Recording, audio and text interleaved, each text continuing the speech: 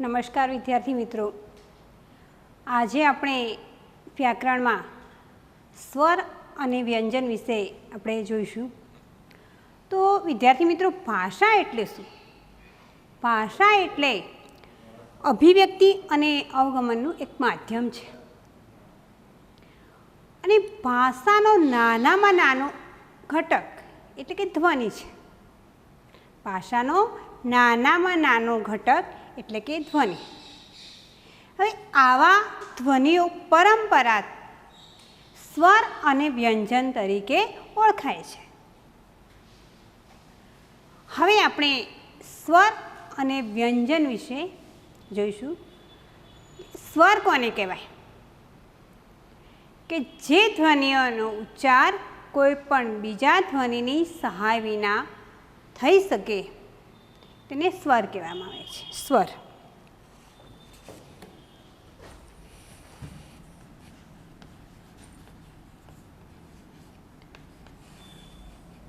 જે ધ્વનિઓનો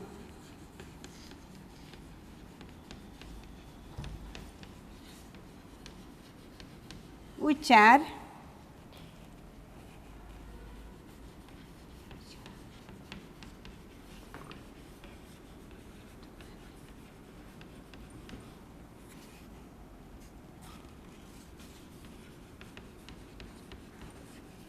સહાય વિના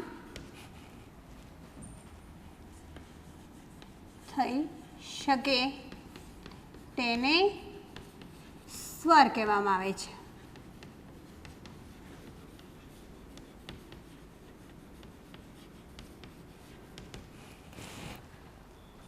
આ જે સ્વર છે એ જે બીજા કોઈ ધ્વનિની સહાય વિના એના ઉચ્ચાર થઈ શકે છે એટલે કે તે સ્વતંત્ર છે,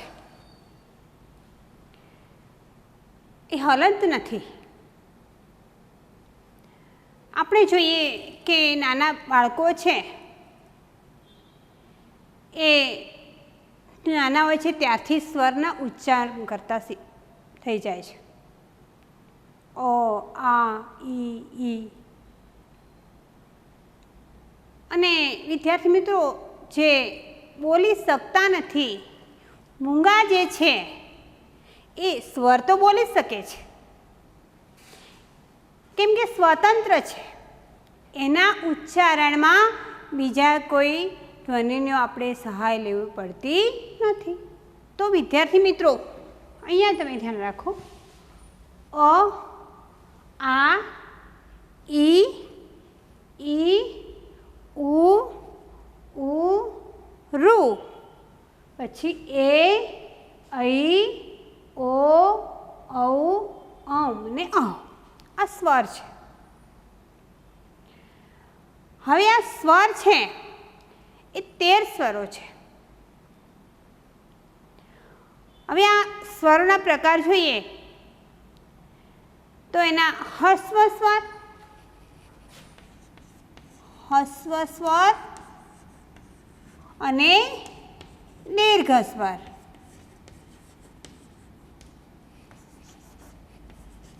હસ્વ એટલે કે નાનું અને દીર્ઘ એટલે કે મોટું. તો હસ્વ સ્વરમાં કયા કયા આવશે? તો કયો આવશે? અ, પછી નાનો એ હસ્વ એ, પછી ઉ અને રૂ, નાનો હસ્વ. હવે દીર્ઘ સ્વરમાં કયા આવે? તો આ, પછી મોટી એટલે કે દીર્ઘ ઈ, મોટો ઉ, પછી એ, ઐ, ઓ, ઔ. આ બધા દીર્ઘ સ્વરમાં આવશે. હવે આ સ્વરના પ્રકાર પડે છે. 2 પ્રકાર છે. એક તો સજાતીય સ્વર અને વિજાતીય સ્વર.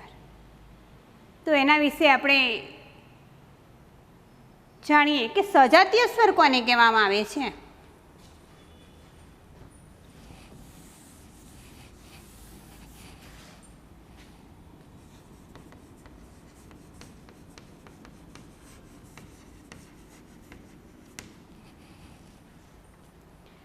સજાતીય, એનો અર્થ શું? સજાતીય, એક જ જાતિના,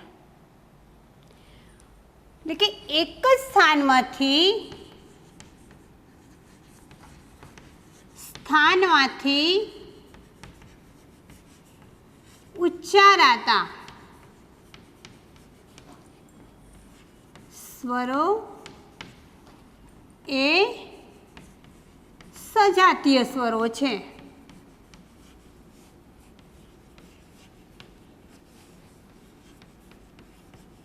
કહેવાય એક જ સ્થાનમાંથી બોલાતા જે સ્વરો છે એ પરસ્પર સજાતીય સ્વર કહેવાય છે. તો એ કયા કયા? તો આપણે જોઈએ. અ, આ. તમે અહીંયા ધ્યાન રાખો વિદ્યાર્થી મિત્રો, જુઓ. અ, આ એક જ સ્થાનમાંથી બોલાય છે, ઉચ્ચારાય છે. એવી જ રીતે ઈ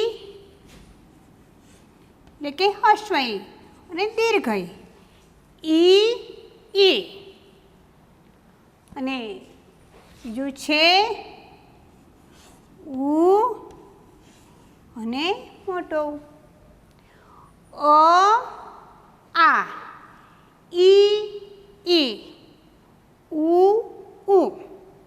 આ છે સ્વરો છે અ ને આ, ઈ ને ઈ, ઉ ને ઉ. આ સજાતીય સ્વરો છે. હવે વિજાતીય સ્વર જોઈએ આપણે.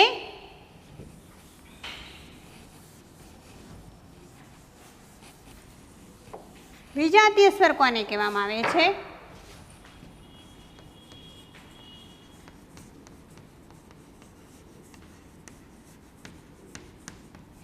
વિજાતીય એટલે કે જુદી જાત, જુદા સ્થાનેથી,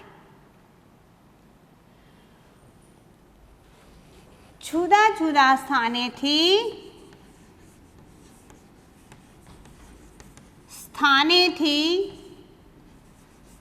બોલાતા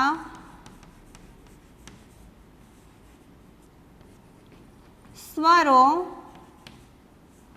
પરસ્પર વિજાતીય સ્વરો છે.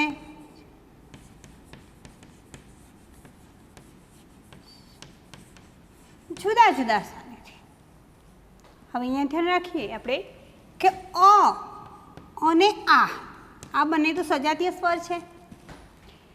એના વિજાતીય સ્વર કયા? તો ઈ, ઈ અને ઉ, ઉ. અ અને આ એના વિજાતીય.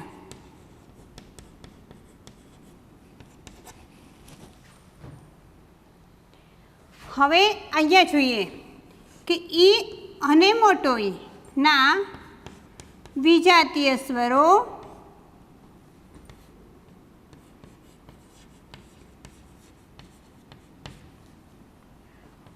અ, આ, ઉ, ઉ. ઈ એટલે કે હસ્વ ઈ અને દીર્ઘ ઈના વિજાતીય સ્વરો કયા છે? અ, આ, ઉ, ઉ. આ એના વિજાતીય સ્વરો છે. એવી જ રીતે ઉ, ઉ, હસ્વ ઉ ને દીર્ઘ ઉના વિજાતીય સ્વરો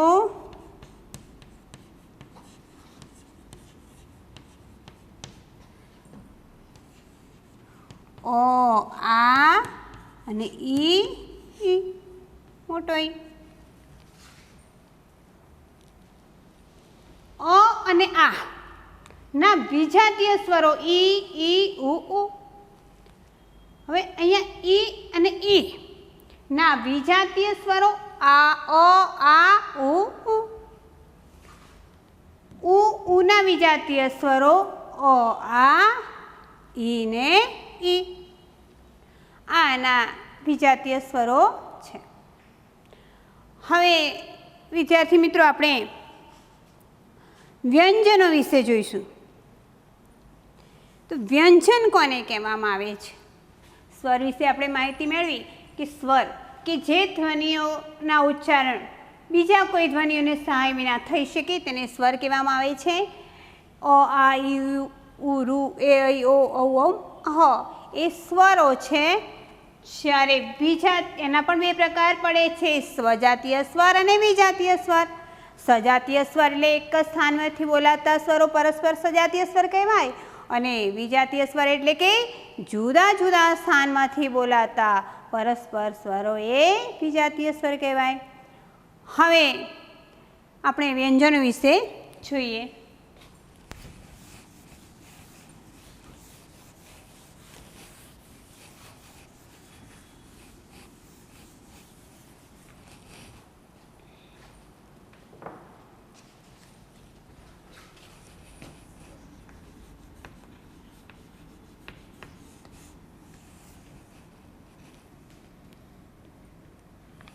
હવે જેનો ઉચ્ચાર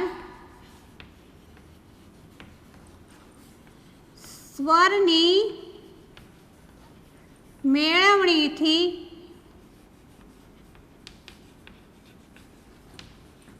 થતો હોય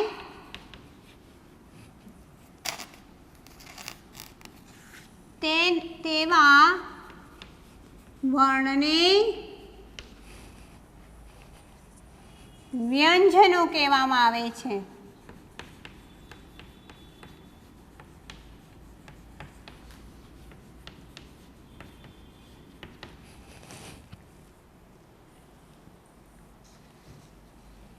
જેનો ઉચ્ચાર સ્વરની મેળવણીથી થઈ શકે તેને વ્યંજન કહેવામાં આવે છે. હવે અંજન એટલે આનો અર્થ સમજો. વ્યંજન,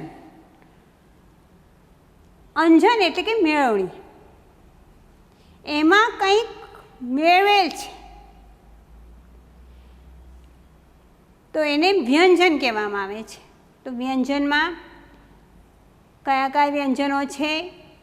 ક, ખ, ગ, ઘ છે ને.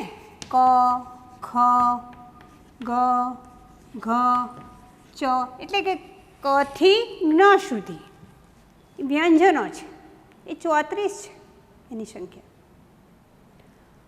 હવે આ વ્યંજનો છે ને એ સ્વતંત્ર નથી, એ સ્વરની મેળવણીથી બને છે. દાખલા તરીકે આપણે જોઈએ ક. તો ક બોલીએ છીએ ત્યારે અ પાછળ બોલાય છે. એવી જ રીતે ખ બોલો. ખ તો ખ અ ખ્યાલ આવે. ગ તો ગ અ. આ કઈ રીતે છે? અહીંયા જુઓ તમે કે આ ક છે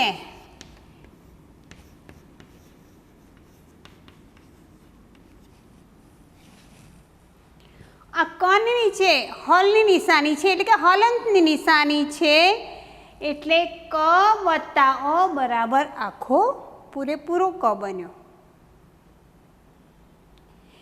એવી જ રીતે આપણે ખા બોલીએ. ખા તો ખ પછી આ બોલાય છે તો એ પણ એ રીતે થાય છે કે ખા ખ આ એટલે શું થયો? ખા. અહીંયા જો મી, પહેલાં મી આપણે લખવું હોય તો મ વત્તા અશ્વઈ એટલે કે મી. મ ખોડો છે, હલંતવાળો છે. મ વત્તા ઈ બરાબર મી. અહીંયા બી લખીએ. બી લખવો છે આપણે તો બ વત્તા મોટો ઈ. બ વત્તા દીર્ઘ ઈ બરાબર બી.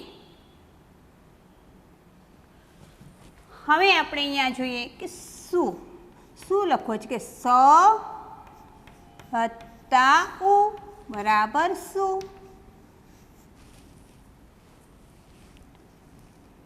હવે પુ લખવો છે તો પ વત્તા મોટો બરાબર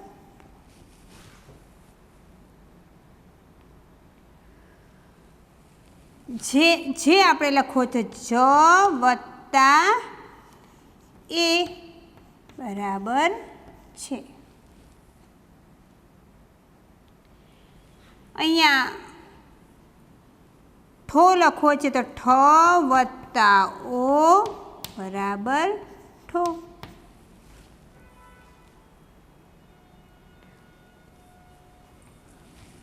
દો લખવો છે તો દ વત્તા ઓ બરાબર તો.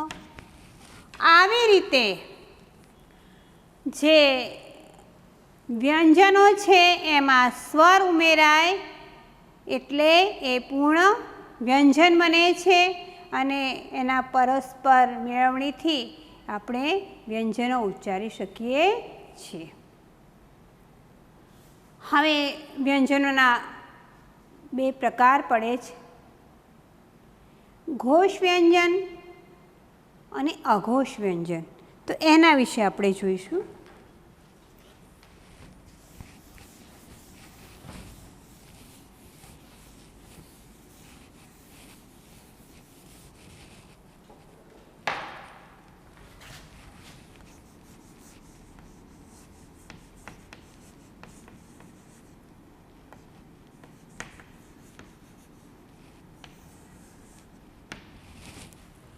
ઘોષ વ્યંજન કોને કહેવામાં આવે છે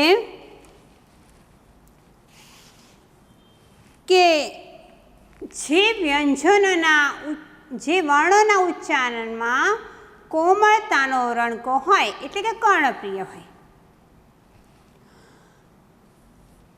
જે વ્યંજનોના ઉચ્ચારણમાં કોમળતાનો રણકો લખીએ કે જે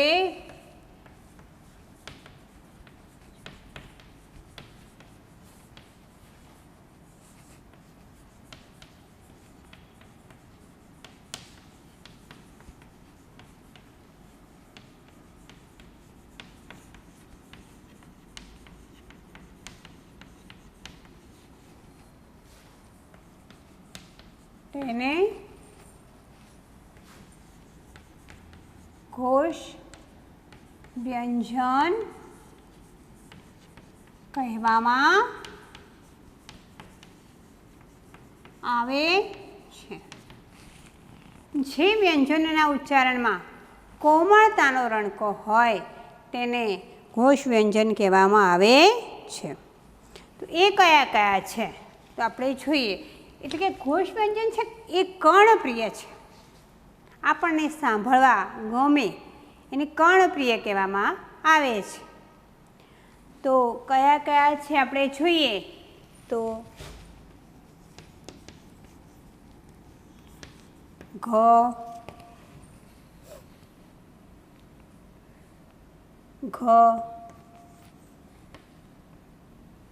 જ જ ડ ઢ દ ધ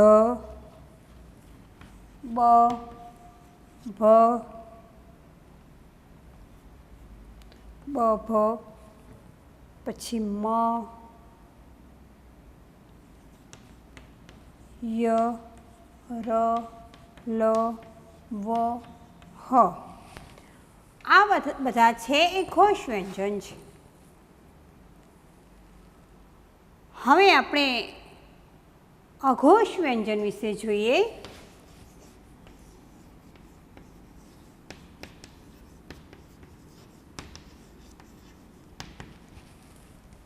અઘોષ વ્યંજન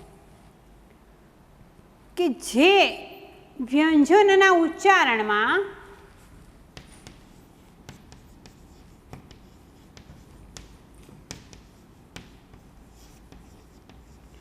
જે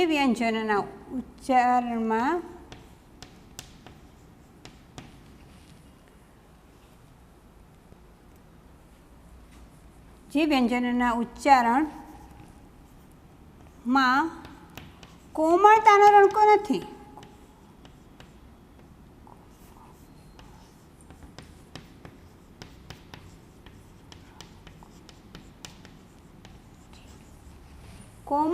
રણકો નથી, એટલે કે કણને રણકા વિનાના છે.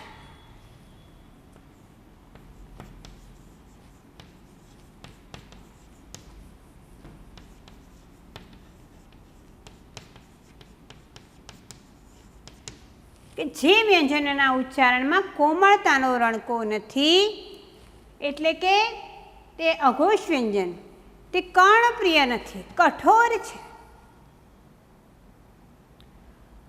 તેને અઘોષ વ્યંજન કહેવામાં આવે છે. તો અઘોષ વ્યંજનો કયા કયા છે આપણે જોઈએ તો ક, ખ, ચ, છ, ટ, ઠ, ત, થ, પ, ફ, શ, શ અને સ. આ અઘોષ વ્યંજન છે ક. હવે તમે જુઓ કે જે ઘોષ વ્યંજન છે ઉચ્ચારણ ગ, ગ, જ, ઝ, ડ, ઢ, દ, ધ, બ, ભ, મ, ય, ર, લ, વ, હ. આ છે કોમળતાનો રણકો છે, એટલે ઘોષ વ્યંજન કહેવાય. અને અઘોષમાં ક, ખ, ચ, છ, ટ, ઠ. તમે બોલો એમાં કઠોરતા છે. થ, ત, થ, પ, ફ, શ, શ, સ. આ અઘોષ વ્યંજનો છે. હવે આપણે અનુનાસિક જોઈએ. અનુનાસિક કોને કહેવામાં આવે છે? આ વ્યંજનોનો એક પ્રકાર જ છે અનુનાસિક. તમે જુઓ અનુનાસિક, નાસિક એટલે કે નાક. અનુનાસિકો છે એ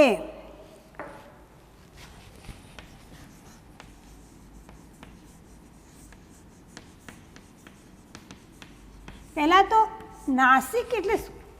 તો નાક, નાકની બાજુમાં નાસિકાઓ આવેલી છે. એટલે કે જે વર્ણો પોતાના સ્થાન ઉપરાંત નાકમાંથી બોલાય છે તેને અનુનાસિકો કહેવામાં આવે છે. અનુનાસિક 5 છે. જે વર્ણો પોતાના સ્થાન ઉપરાંત નાકમાંથી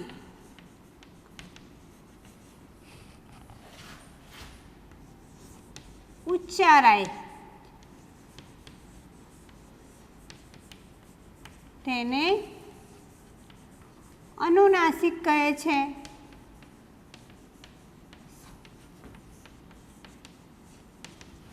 તમે બોલો ન, ન. અહીંયા તમે જુઓ ને નાક પાસે આંગળી રાખો, ન.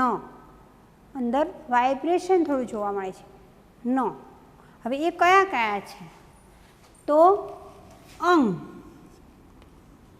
પછી ય, મ, અણ, મ, ન. અંગ, આને અંગ કહેવામાં આવે છે. અંગ, આનો ઉચ્ચાર અંગ થાય, અંગ. ઘણીવાર આપણે સંસ્કૃતમાં આવા શબ્દોનો ઉચ્ચાર થાય છે અંગ. આપણે ડ બોલીએ છીએ. અંક લખવું હોય ને, અંક સંસ્કૃતમાં તો અંક લખીને આપણે શું અળંગ, ઘણીવાર એવું બોલાય છે, પણ અંક છે. આનો અત્યારે આ બંને જે ઉચ્ચારો છે ને એનો વધારે પ્રમાણમાં આપણે ઉપયોગ થતો નથી આ વર્ણોનો. અણ, મ અને ન આ અનુનાસિકો છે. હવે વિદ્યાર્થી મિત્રો, આપણે ઘોષ અઘોષ વ્યંજનો વિશે જોયું, અનુનાસિક વ્યંજનો વિશે પણ જોયું. હવે વ્યંજનો છે એ વ્યંજનો બોલતી વખતે ઘણીવાર ઓછા વત્તા પ્રાણવાયુ એટલે કે શક્તિની જરૂર પડે છે.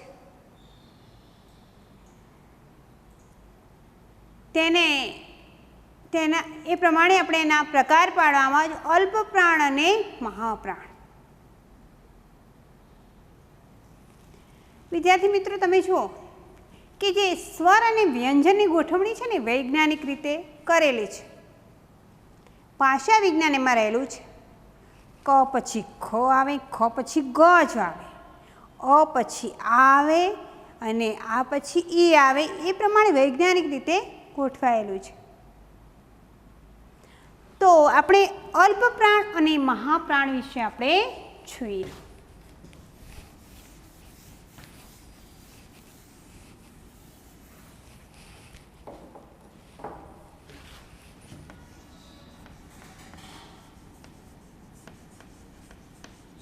અલ્પ અને પ્રાણ. અલ્પ એટલે શું? તો અલ્પ એટલે થોડો, અને પ્રાણ એટલે કે શક્તિ.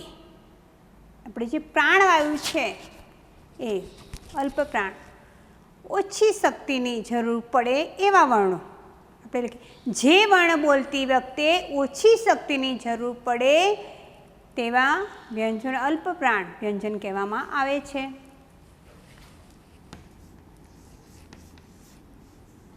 જે વર્ણ બોલતી વખતે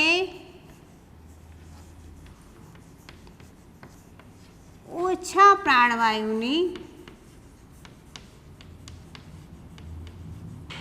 એટલે કે ઓછી શક્તિની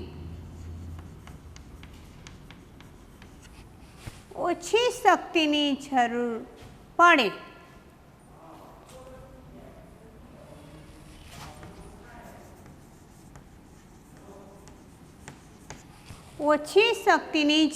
પડે હવે અલ્પ પ્રાણમાં એટલે કે જે વર્ણ બોલતી વખતે ઓછા પ્રાણવાયુ અને ઓછી શક્તિની જરૂર પડે એને અલ્પ પ્રાણ કહેવામાં આવે છે.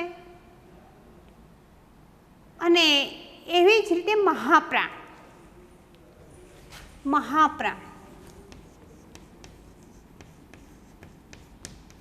જે વર્ણ બોલતી વખતે વધુ પ્રાણવાયુ, વધુ એટલે કે વધારે પ્રાણવાયુ એટલે કે શક્તિની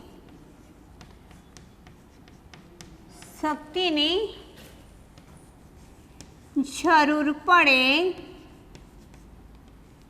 તેને મહાપ્રાણ.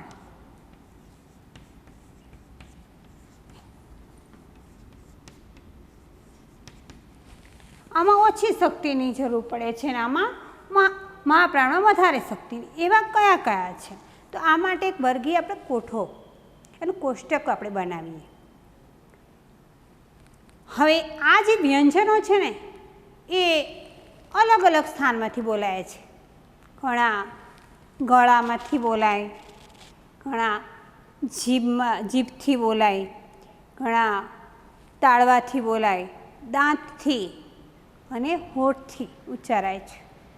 તો આપણે એના માટે એક કોષ્ટક તૈયાર કરીએ.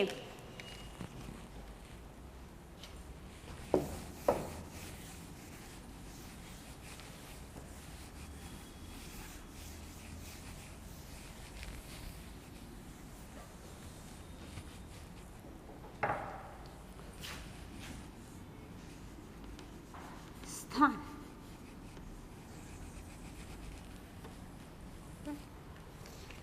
હવે અહીંયા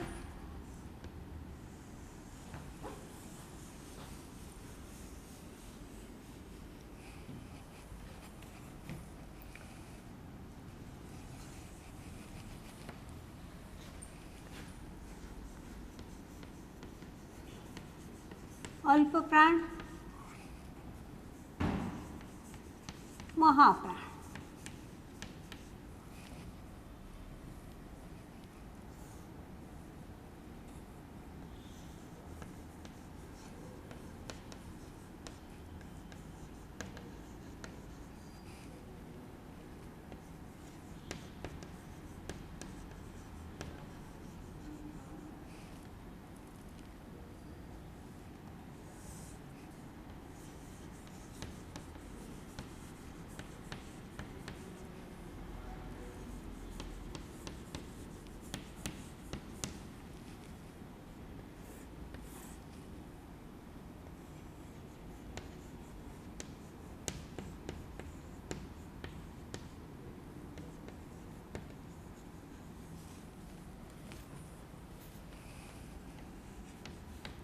કંઠ્ય,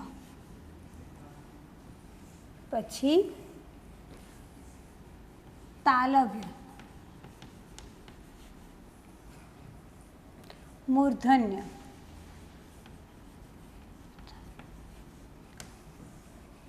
દંત્ય અને ઓષ્ઠ્ય.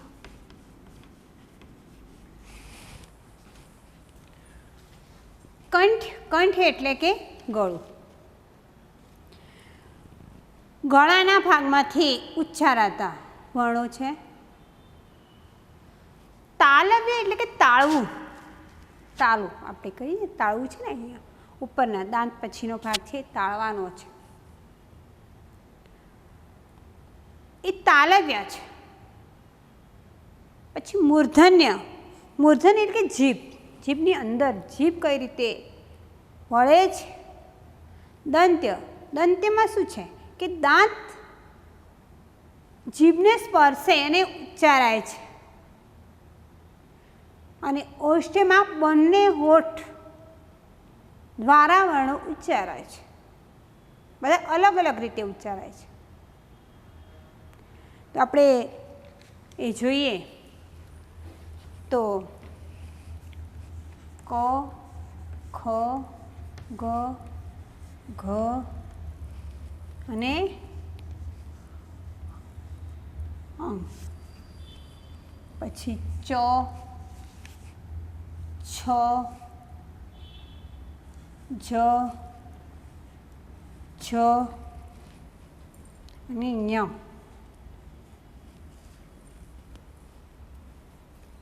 પછી ટ, ઠ, ડ, ઢ, અણ. ત, થ, દ, ધ અને ન. પ, ફ, બ, ભ અને મ. હવે અહીંયા છો વિદ્યાર્થી મિત્રો, આપણે જોઈશું કે છે કંઠ. કંઠ એટલે ગળામાંથી. તમે જો અહીંયા આંગળી રાખો, ક, પછી છે ખ, પછી ગ, ગ, ઘ અને આ અનુનાસિકો છે એ અંગ. અહીંયા તમને ધ્રુજારી થશે, અહીંયાથી બોલાય છે કંઠ એટલે કે ગળામાંના ભાગે. હવે તાલવ્ય, તાલવ્ય એટલે કે તાળવાના ભાગે. જીભ છે ને એ તાળવાના ભાગે ચ, છ, ચ તાળવાના ભાગે અડે છે. તમે ઉચ્ચારો ચ, છ, જ, જ અને ય. હવે તમે જુઓ કે જીભને અડાડે વગર બોલાશે તાળવાના ભાગે? ચ બોલવો જોઈએ, બોલાય છે?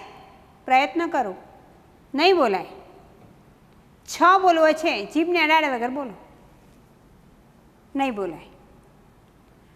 હવે આપણે મૂર્ધન્ય, મૂર્ધન્ય એટલે કે જીભ જે છે એ ટ. હવે મૂર્ધન્ય ટ, ટ બોલીએ આપણે. ટ એટલે જીભ વળી જાય છે, ટ વળીને અડે છે ઉપર. ટ, ઠ એમાં જુઓ જીભ વળી જાય છે. ટ, ઠ, ડ, ઢ વળે છે ને મૂર્ધન્યમાં, જીભ આખી વળી જાય છે, એના વગર નહીં બોલાય. તાલવ્યમાં શું થયું? જીભ તાળવાને સ્પર્શીને બોલાય. અહીંયા મૂર્ધન્યમાં જીભ વળી જાય છે ટ અને પછી અડે છે. એવી જ રીતે દંત્ય, દંત્યમાં શું છે? દંત્ય એટલે કે દાંત. દાંત જીભને સ્પર્શે છે અને પછી ઉચ્ચારણ થાય છે. તો તમે જુઓ જીભ છે ને દાંતને અડે છે. ત, થ, દ, ધ, ન.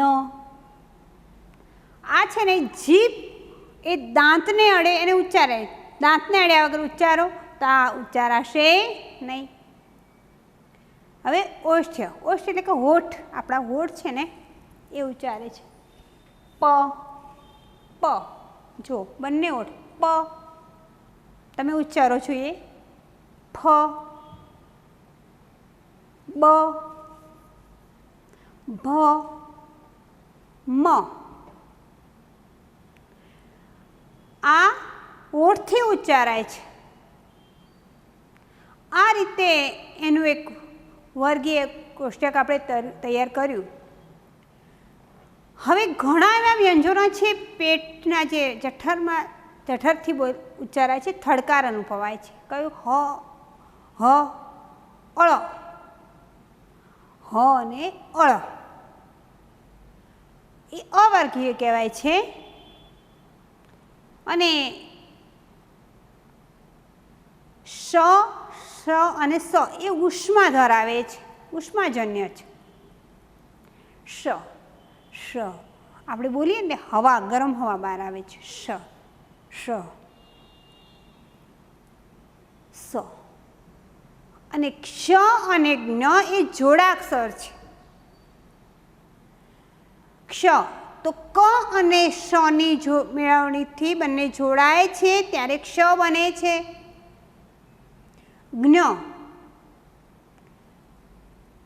એ જ્ઞ છે એ જ અને નને જોડીએ એટલે જ્ઞ બને છે.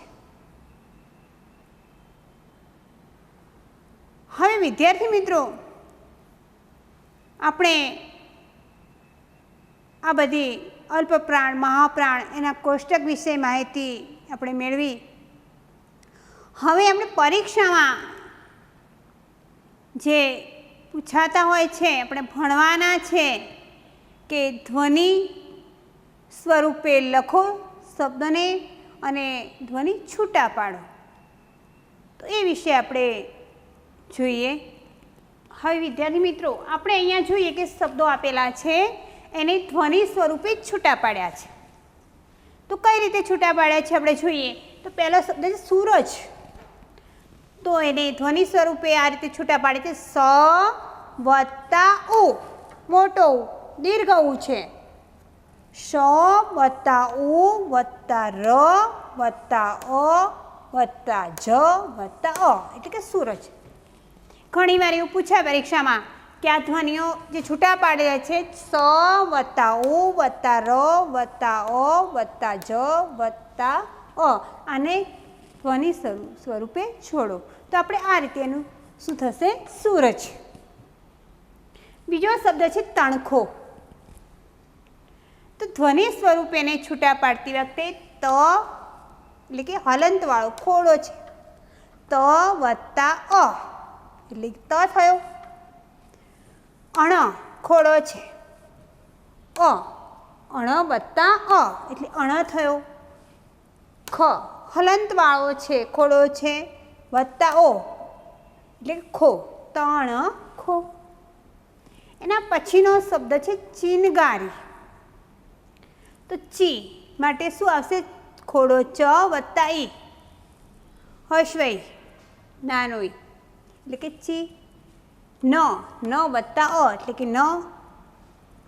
ગ વત્તા આ એટલે ગા થયો. આપણે જોયું ને વ્યંજનમાં જોયું હતું કે ક વત્તા આ બરાબર કા થાય, એમાં ગ વત્તા આ બરાબર ગા. અને રી અહીંયા દીર્ઘ ઈ છે, તો ર વત્તા મોટી એટલે કે ચીનગારી. ચ વત્તા ઈ વત્તા ન વત્તા અ વત્તા ગ વત્તા આ વત્તા ર વત્તા ઈ, તો ચીનગારી. એના પછી છે મુખપાઠ. તો મુખપાઠને ધ્વનિ સ્વરૂપે આપણે આ રીતે છૂટા પાડીશું. મ વત્તા ઓ વત્તા ખ વત્તા અ વત્તા પ. પા લખવું છે આપણે એટલે આ આવશે, પ વત્તા આ. અને ઠ વત્તા અ એટલે ઠ થયો. હવે ધ્વનિ આવું જોડાક્ષર હોય ને એને કઈ રીતે છૂટા પાડવામાં આવે છે? જો અહીંયા ધ્વનિ લખવાનું છે આપણે, તો શું આવશે? ખોડો છે, હલંતવાળો ધ છે, વત્તા વ સાથે જ આવી જશે ધ્વનિ. અંગ્રેજીમાં પણ એવું હોય છે, તમે જો ગુજરાતી જેવું જ હોય છે. એ આવે છે ને પછી એ ના આવે. એમ અહીંયા પણ આવતો નથી. ધ વત્તા વ વત્તા એટલે ધ્વ થયો અને ન વત્તા ઈ ધ્વનિ. હવે ભીસ્તી આ પણ જોડાક્ષર છે તો ભ વત્તા ઈ એટલે કે અશ્વય છે. પછી સ વત્તા ત જોડાક્ષર છે, સ અને ત જોડેલો છે એટલે સ ખોડો પછી વત્તા ત આવે અને વત્તા ભીસ્તી. એના પછી ચિંતા છે, એ પણ જોડાક્ષર છે. ચિંતા નો અંદર સમાયેલો છે તો કઈ રીતે આવશે? તો ચ ખોડો છે ચ વત્તા ઈ હસ્વઈ વત્તા ન ચિંતા. ન ને તો જોડેલો છે તો ન વત્તા ત વત્તા આ કે ચિંતા. હવે મહાનલ તો મ વત્તા એટલે મ થયો. હા લખવું છે તો હ વત્તા આ એટલે હા. ન વત્તા એટલે ન અને લ વત્તા એટલે લ. હવે અહીંયા સ્વસ્તિક લખવું છે આપણે તો સ્વસ્તિકમાં શું થશે? સ્વ સ ને વ જોડેલો છે તો અહીંયા ખોડો સ વત્તા વ હલંતવાળો વ છે એટલે કે સ્વ થયો વત્તા અ સ્વ આખો થયો. પછી સ ને તો પાછો જોડેલો છે એટલે સ વત્તા ત અને પછી પાછો હસ્વઈ છે એટલે ઈ આવશે અને ક વત્તા એટલે સ્વસ્તિક. પછી મહાત્મા, મહાત્મા શબ્દ આપણે એનું ધ્વનિ સ્વરૂપે છૂટા પાડવાના છે તો મ વત્તા અ એટલે કે મ, હ વત્તા એટલે કે હા અને ત્મા એ જોડાક્ષર છે એટલે કે ત વત્તા મ ત્મ અને આ લખવું છે એટલે વત્તા આ એટલે મહાત્મા થઈ ગયું. એના પછી છે ધીરજ તો ધીમાં એ દીર્ઘ ઈ છે મોટી ઈ છે તો ધીરજ ધ વત્તા ઈ વત્તા ર ખોડો વત્તા અ વત્તા જ વત્તા અ. જો તમે ખોડો ના લખો તો એ ખોટું પડે. હલંતની નિશાની કરવી જ પડે તો જ એ પૂર્ણ વ્યંજન બને છે. એ હલંતની નિશાની સાથે સ્વર મળે ત્યારે એ વ્યંજન કહેવાય. એના સિવાય એ ખોડો એટલે કે અધૂરો છે. મોહન લખવું છે તો મ વત્તા ઓ મો, હ એટલે કે ખોડો હ વત્તા અ એટલે કે હ બન્યો. ન વત્તા અ એટલે ન બન્યો. દ્વારકા લખવું છે એ પણ જોડાક્ષર છે. દ્વારકા દ વા ર કા એવી રીતે આપણે છૂટા પડે તો દ વત્તા વ એટલે દ. અહીંયા દ વત્તા વ એટલે કે આ પછી લખાયું છે પછી ર અહીંયા ખોડો છે પછી અ વત્તા ક ખોડો છે ને આ. હવે અહીંયા જુવાન લખવું છે તો જ વત્તા ઉ ફર્સ્ટ ઉ છે એટલે ઉ આવશે.